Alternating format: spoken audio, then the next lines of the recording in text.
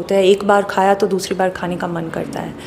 तो एक मैम आंकड़ों की अगर बात करें तो क्या परसेंटेज है मेल का और फीमेल का जो टोबैको लेते हैं?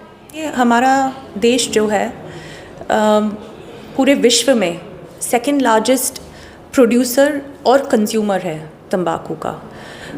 हमसे ज़्यादा सिर्फ चाइना तंबाकू का सेवन करता है अपने देश में। तो ये संख्या एक बहुत ही ख़तरनाक चीज़ है हमारे समाज के लिए, और ये हमें ऐसे काम करना है ताकि हम इसको, हमारी रैंक को घटाएं हम। और एक बात ये है कि हमारे देश में 29% लोग जो 18 साल के ऊपर है तंबाकू का सेवन कोई ना कोई रूप में करते हैं। दैट इज़ ऑलमोस्ट 1 in 3 और 1 in 4 people who use tobacco in some form और दी अदर, या इसका धूम्रपान करना या इसको चबाना। क्योंकि तंबाकू का सेवन जानलेवा होता है। Tobacco kills 50% of its users. तो it is not a good thing for our community and it is not a good thing for a healthy society. ठीक है मैम, आंकड़ों की अगर बात करें तो क्या परसेंटेज है मेल का और फीमेल का जो टोबैको लेते हैं? औरतें भी तंबाकू, खैनी वगैरह का इस्तेमाल करती हैं। गांव में चिलम पीना ये सब औरतें भी करती हैं, कोई कोई कम्युनिटी में ज़्यादा है।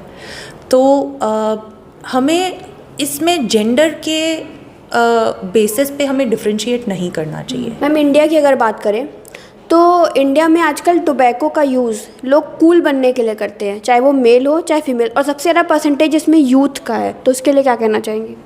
कूल फैक्टर है वो।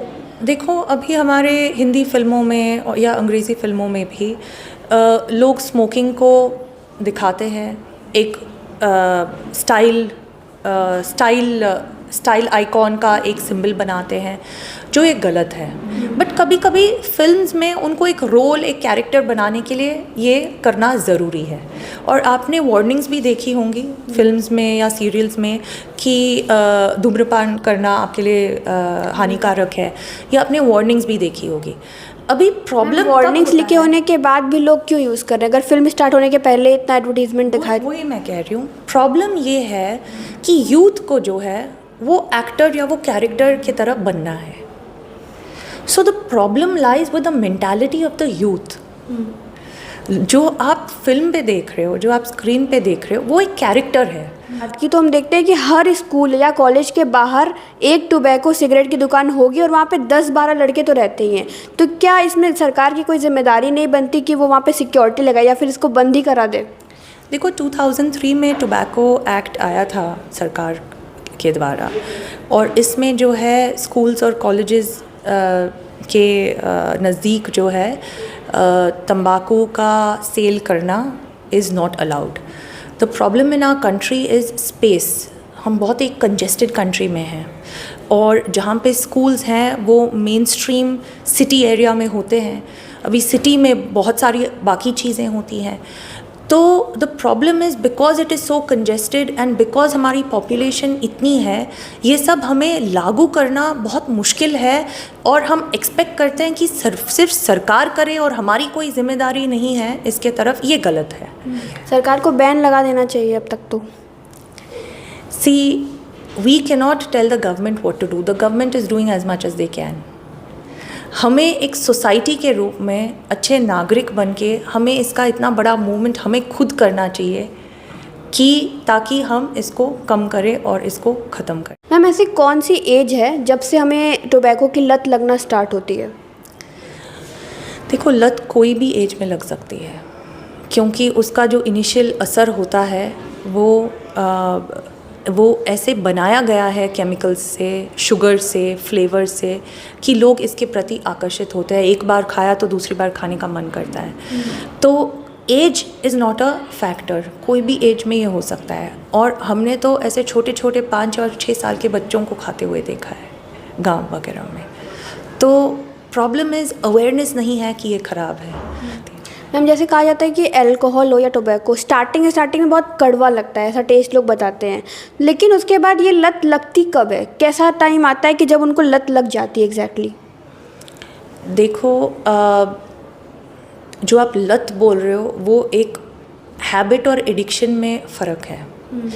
एडिक्शन एक चीज़ को तब माना जाता है जब आपका शरीर उसके बगैर सही नहीं होता है, रह नहीं पाता है, या विचलित होने लगता है उसके बगैर। तो ये एडिक्शन कोई भी चीज़ का हो सकता है। बहुत सारे लोगों को मोबाइल का एडिक्शन है, बगैर मोबाइल फ़ोन जो है वो रह नहीं सकते।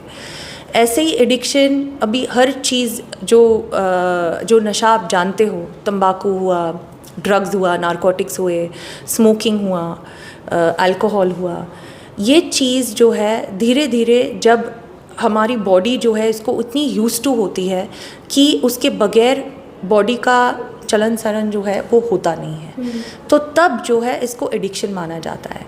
अभी एडिक्शन होने के लिए साइको सोशल फैक्टर्स भी होना बहुत ज़रूरी है।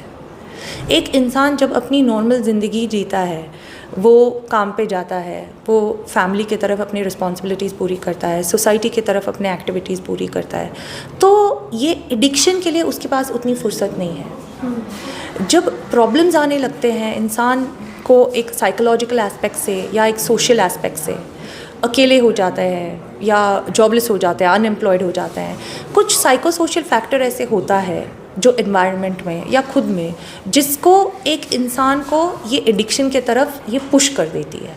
तब जो है एक इंटरेस्ट या एक ओकेजनल हैबिट एक एडिक्शन बनने का रूप धीरे धीरे लेने लगता है। मैम, अगर किसी को बहुत हद तक लत लग जाए, लेकिन लोगों का कहना है कि अरे यार आदत पड़ गई है, छूट ही नहीं रहा है। कई युवाओं को मैंने सुना है कि क्या करें, छूट ही नहीं रहा है, तो उसके लिए आप क्या कहना चाहेंगे? See, the most important thing is there has to be a will. अंदर से एक चाह होनी चाहिए जो एक इंसान को लगे कि मुझे ये छोड़ना है। मोटिवेशन, जो एक इंडिविजुअल का मोटिवेशन है, ये सबसे इम्पॉर्टेंट फैक्टर है। अभी जब वो मोटिवेशन होता है, फिर उसके इमीडिएट एनवायरनमेंट, जो उसके फैमिली हुई, उसकी फ्रेंड्स हुई, they need to be supportive. Without support from family and friends and जो भी सोसाइटी में उसका जो सर्कल है, it is not possible for a person to stop it. आपने डिसाइड किया कि मुझे ये छोड़ना है, फिर आप वही दोस्तों से जाके मिले जो वो कर रहे हैं, जैसे स्मोकिंग कर रहे हैं, आपको स्मोकिंग छोड़ना है लेकिन आपके फ्रेंड्स सब स्मोक कर रहे हैं, तो आपको बार बार कभी ना कभी लगने ही वाला है कि मैं फिर से स्मोक करूं। खास करके जब उसको आपका एडिक्शन रहा था या आप पहले हैवी स्मोकर थे, तो आपको ये लगेगा ही। और सब लोग बोलेंगे अरे ये एक ले लो, ये एक आज से एक बार पीने से क्या होगा। वो एक से फिर वो पता नहीं चलता है कब 2 हो जाए, कब 3 हो जाए, कब 10 हो जाए, तो फिर वो फिर से होता है। मैम, एक दौर चला हुआ है मेंटल स्ट्रेस। आजकल हर चौथे आदमी को डिप्रेशन, एंजाइटी, मेंटल स्ट्रेस है, और वो लोग इस चीज़ को दवा बोल के लेते हैं कि स्ट्रेस कम होगा सिगरेट पीने से। तो क्या उसके लिए और कोई दवा नहीं है? देखो, मानसिक तनाव जो है इस एज और इस जनरेशन का एक बड़ा प्रॉब्लम है। Age and when time goes with every coming generation जो है, ये एक इंस्टेंट ग्रैटिफिकेशन का एज है, जहाँ पे एक बटन के क्लिक से हमें कुछ मिलता है। हमने क्लिक किया फ़ोन और पेमेंट हो गई कहीं पे यूपीआई से। UPI। हमने कुछ क्लिक किया, हमने कुछ टाइप किया, किसी को भेजा, तो फिर हमने संदेश भेजा। और हमें कुछ ख़रीदना है तो हमने एक बटन को क्लिक किया और हमें तुरंत हमने कुछ ख़रीदा। हमें शॉप में जाके शॉपिंग करने की ज़रूरत नहीं है। या हमने घर पे कुछ ऑर्डर किया और खाना आ गया, या घर पे ऑर्डर किया और ग्रोसरीज आ गए। तो एक इंस्टेंट ग्रैटिफिकेशन का एज है। कहने का ये मतलब है कि स्लोली लोगों का जो पेशेंस है वो कम हो रहा है। People want things immediately, want it instantly. So if you expect कि मुझे सिगरेट छोड़ना है और मैं कुछ बटन क्लिक करूं और जिससे मेरा सिगरेट पीना ख़त्म हो जाए, वो नहीं होने वाला है। मानसिक तनाव जो है, मेंटल स्ट्रेस, एंजाइटी, डिप्रेशन वगैरह जो है, वो is becoming a real problem now days youth के अमंगस्ट। क्योंकि लोग अभी सोशल मीडिया के वजह से अपने आप को बाकी पूरी दुनिया से कंपेयर कर रहे हैं, और वो सब करने की कोशिश कर रहे हैं अब, और अपनी लाइफस्टाइल को ऐसे दिखाने की कोशिश कर रहे हैं जो है नहीं। एक मेक बिलीव वर्ल्ड में लोग रहने लगे हैं जी, जो एक फॉल्स वर्ल्ड है, जो अपनी असली ज़िंदगी और असली दुनिया नहीं है, उससे वो डिस्कनेक्ट करके और कुछ दिखाना चाहते हैं। मीडिया पे और सोशल मीडिया पे, इंस्टा, फेसबुक पे। तो उसके वजह से लोगों को अनड्यू स्ट्रेस होता है, वो अपने एजुकेशन, अपने प्रोफेशन से धीरे धीरे डिस्कनेक्ट होके ये अटेंशन ग्रैब करने के लिए बाकी चीज़ें करने लगते हैं। तो mental stress has to be dealt with in a more mature fashion. उसका कॉज क्या है वो आइडेंटिफाई करना ज़रूरी है। आप खुद से नहीं कर पा रहे हो तो आपके सपोर्ट सिस्टम, आपके फैमिली और फ्रेंड्स का हेल्प लेना चाहिए। उससे नहीं हो रहा है तो आपको डॉक्टर के पास जाना चाहिए। काउंसलर्स हैं आजकल, साइकोलॉजिस्ट हैं, तो you have to get help when you need it. Identifying this at an early stage is the job of the family and friends to make a person aware कि ये आपकी बिहेवियर जो है abnormal हो रही है। ऑफ कोर्स इसके बहुत सारे थेरेपीज़ हैं, कॉग्निटिव थेरेपी है और इसकी मेडिकेशन भी है बहुत सिवियर फॉर्म्स में। So you can not use smoking as an excuse for it. You understand? Smoking अलग है। सो स्मोकिंग, हम टेंस्ड है इसीलिए हम स्मोक कर रहे हैं और उसके वजह से मुझे रिलैक्सेशन मिल रहा है, ये जो एक्सक्यूज़ है वो एक्सक्यूज़ के भरोसे हम नहीं रह सकते। There are many more things we can do to relieve mental stress. वो आप डांस कर सकते हो, सिंग कर सकते हो, you can just play with somebody, और you can play a sport, या आप फैमिली के साथ टाइम बिता सकते हो, आप कुछ अपनी हॉबी कर सकते हो, you can do anything. So there are lot of other ways to relieve mental stress and smoking should not be used as a crutch. Ma'am, पहले के मुकाबले आज के टाइम पे महिलाओं का रेट बढ़ता जा रहा है जो नशा कर रही हैं, अल्कोहल कंजम्पशन कर रही हैं, तो उसका क्या कारण है? अगेन इट इज़ सिमिलर कि लोगों को जो है एक सोसाइटी में एक कूल बनने की जो कोशिशें हैं, या एक अडोलेसेंस, टीनेज में जब एक इंसान की एज टीन्स का होता है और अर्ली 20s का होता है, लोगों को जब अपनी इंडिविजुअल पर्सनालिटी जो है जब बन रही है, तब जो है people want attention. So a lot of people do this for attention. Some people do it because they've been introduced, उनको ये इससे जो है बहुत ही कम उम्र में उनकी इंट्रोडक्शन हुई है, तो तब तक उनकी आदत हो गई है। एंड स्लोली हमारा जो सोसाइटी है वो वेस्ट को कॉपी करने की कोशिश करता है। हम अपनी जो इनहेरेंट संस्कृति जो है वो भूल के हम वेस्ट को कॉपी करने की कोशिश करते हैं। ये पिक्चरों वगैरह में दिखाया जाता है, तो फिर इसको कॉपी करने के वो कूल फैक्टर में वो फिट होने की कोशिश करते हैं। तो इस किन तरह की बीमारियां होती हैं टोबैको लेने से? लाइक एक तो लंग्स की हो गई, उसके अलावा कौन कौन सी बीमारियां होती हैं? देखो, तंबाकू 2 प्रकार का होता है। एक तंबाकू जो चबाने का, चूबल टोबैको जो कहते हैं, तो चूबल टोबैको है खैनी, जर्दा, गुटखा और पान वगैरह में जो यूज़ होता है, और पान मसाला। तो चूबल टोबैको से मुंह का कैंसर, गले का कैंसर जो थ्रोट कैंसर कहते हैं वो, फिर खाने की नली का कैंसर, ईसोफेगस, ये मेन फॉर्म्स हैं जिससे तंबाकू से कैंसर होता है। स्मोकिंग करने से, तंबाकू का धूम्रपान, जो सिगरेट, बीड़ी, चिलम वगैरह पीने से, जो धूम्रपान करने से फेफड़ों का कैंसर, फिर से गले का कैंसर, मुंह का कैंसर, खाने की नली का कैंसर, पेट का कैंसर, पैनक्रियाज का cancer, bladder cancer, the list is never ending. Smoking और cigarette can cause cancer of any part of the body almost. Ma'am, ऐसा कहा जाता है कि जो लोग सिगरेट पीते हैं उनसे ज़्यादा जो उसका धुआं होता है, जो इनटेक के बाद निकालते हैं, एक्सेल करते हैं, उससे ज़्यादा कैंसर होता है, तो क्या ये सही है?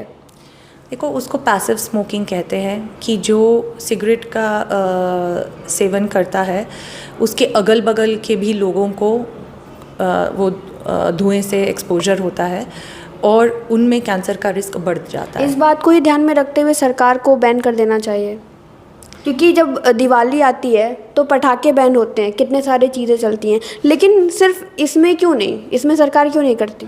वो तो आपको सरकार से पूछना चाहिए। आपकी क्या राय है?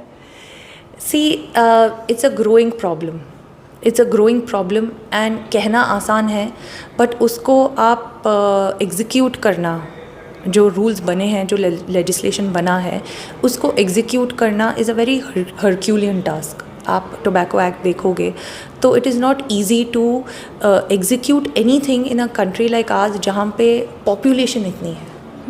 पॉपुलेशन इतनी है कि आपको कुछ भी उस पर रेगुलेट करना है या आप उसको चेक्स पे आपको रखना है, तो फिर आप सोचो कि कितनी फोर्स लगेगी इस चीज़ के लिए. So it is not because of the numbers, it is not logistically possible. तो इसीलिए the change has to begin at an individual level. It has to first begin at an individual level. एक व्यक्ति के साथ शुरू होना चाहिए, फिर उसके इमीडिएट सर्कल में होना चाहिए, उसके परिवार में, उसके घर में. आप एक महिला होते हुए आपने ठान ली कि मेरे घर में कोई तंबाकू नहीं खाएगा, तो आप एक जन होते हुए भी आप एक चेंज ला सकते हो. So every person has to take that responsibility on themselves. सब लोग बोलेंगे कि मेरा प्रॉब्लम नहीं है, जो खा रहा है वो देखा जाएगा. अरे पापा को कितनी बार बोला है वो सुनते नहीं है और आपने बस छोड़ दिया उसको. अरे पापा को कितनी बार बोला है वो सुनते नहीं है और आपने बस छोड़ दिया उसको. तो बात वहीं ख़त्म हो गई. लेकिन यदि आप सच में चाहते हो तो आप अपने पापा को यदि खा रहे हैं तो आप उनको डी एडिक्शन सेंटर लेके जाओ, काउंसलर के पास लेके जाओ, मेडिकल हेल्प दिलवाओ या वॉट एवर इट टेक्स उनको मुक्त करवाने के लिए. आपने वो किया तो आपने एक इंसान को ऐसे छुड़वाया. अभी उनका अच्छा एक्सपीरियंस रहा, वो ठीक है, तो वो अपने दोस्त को बताएंगे कभी ना कभी. वो जो है वो दोस्त ठीक हुआ तो वो और 2 लोगों को बताएगा. वैसे एक चेन रिएक्शन होता है. So we have to take it upon ourselves as the responsibility of society, instead of ये सोचना कि ये सरकार की जिम्मेदारी है और सरकार को ये बैन करना चाहिए. हमारी जिम्मेदारी है. हमारी जिम्मेदारी है. बहुत बहुत धन्यवाद. आप सुन रहे थे डॉक्टर ईशा मैम को.